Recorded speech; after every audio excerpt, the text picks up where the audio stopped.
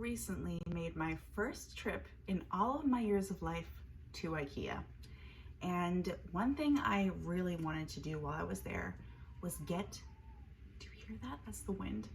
One thing I really wanted to do while I was there was to get some meatballs. The wait was like 3 hours, and you know I am not going to wait 3 hours for meatballs when I can just make them myself, and maybe it'll be better. So that's what I'm gonna make today for dinner. The weather outside is not very cooperative. It's quite dark in the house, so the lighting might be all over the place in this video, but it's okay because meatballs. I've got some prep to do, some chopping to do, some forming to do. I think we can get started. Get ready for some Swedish meatballs.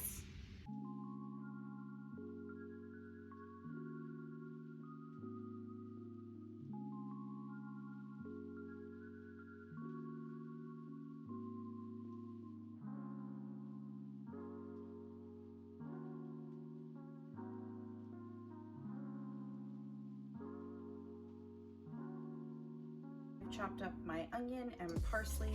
I'm gonna add to this some garlic powder, a little bit of allspice. I'm gonna link the recipe that I'm going off of down in the description so you can get actual measurements. A little bit of freshly ground nutmeg, some kosher salt, ground pepper, some panko breadcrumbs, and an egg. I like to mix this stuff up before I add the meat so that I don't overwork the meat when I am really like getting in there. Give this a mix around, break that egg up. Time to get dirty. Clean hands, roll your sleeves up, and get your meat in there. This is just some ground beef. I got an 80-20 mix, so there's a good amount of fat in there. You kind of get in here with my hands and really work it in, but don't overwork the meat. Then you'll get some tough meatballs. No one likes a tough meatball.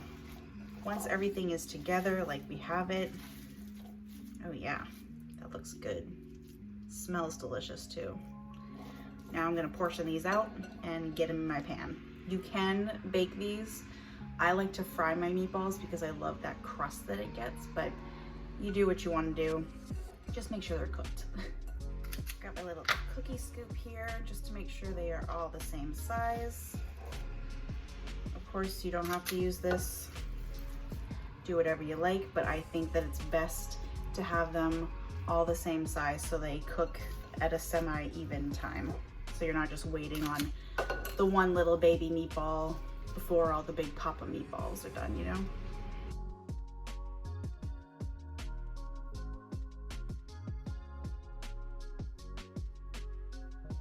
I've got all my meatballs rolled out. I got 19 out of this mixture, and this is like a 2 tablespoon measure, I think, but they're pretty small. It's like a little bigger than a golf ball.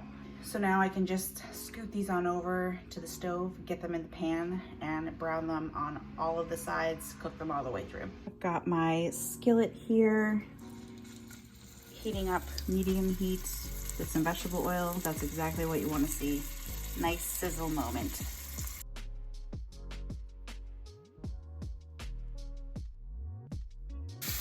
I'm gonna brown these on all of the sides, so I guess technically they're gonna be a little bit cube-like, but they'll still taste good. I'm gonna do some flipping. Ooh, look at that color. Oh yeah. Meatball update. They look stupendous right now. They're just about done, and I'm gonna pull them and put them off to the side. I'm actually gonna mop up some of this grease in here because I am gonna be putting a little bit of butter. I just don't want it too greasy. And don't you worry about these beautiful little brown bits on the pan. That is all gonna lift up so much flavor in there. It's gonna be a good time. Pan's still on like a medium-low heat. I'm gonna add my butter. Melt this down a bit. Butter is melted. I'm gonna add my flour. And we're gonna cook this for a minute or so. We just want that raw flour taste to get out of here. This is the beginning of our roux, which will thicken the sauce wonderfully. Now that that is all kinds of cooked, we can start to add our broth. I like to add in batches, scrape up in between. Woo! And I really deglaze this pan. And see how thick it's getting already? And add the rest. And just stir, stir, stir until it starts to thicken all up. Should only take a few minutes. And all of that stuff on the bottom, all that flavor is now coming up and it's all in your sauce and it's just perfect. Look how it's thickened up already. Glossy and beautiful. I'm gonna add in some Worcestershire sauce and some Dijon mustard. Stir that in. The smell of this sauce is killing me right now. You can of course leave it like this, but we do want to have a little bit of indulgence. So I'm gonna add some heavy cream. And this will just richen it so much. And you can adjust how much you want in here. I think the recipe calls for maybe a cup. I did a little less than that, but you do your thing. I'm just gonna let this come back up to a bubble and the sauce is complete. You can taste and adjust your seasonings and then you're golden. I'm gonna toss the meatballs back in this sauce so they can kind of cook for a few more minutes in the sauce, get all the flavors. It's gonna be a good time. In they go. Give these a little toss around so they're all covered in that sauce. Oh, perfect. And these are all done. I'm gonna turn the heat off and bring them back over to the counter and finish them off. That is a dish. Beautiful.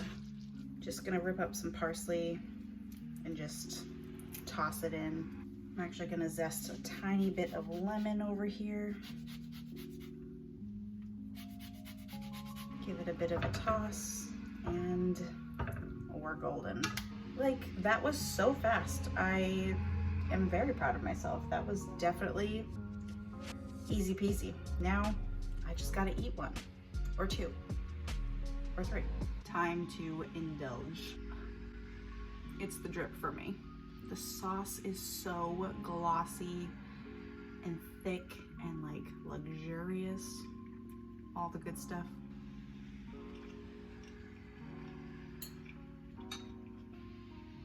Wow. I can't imagine that Ikea's meatballs are better than this. I just can't. This is such an easy dish. It came together so quickly. The flavors are insane.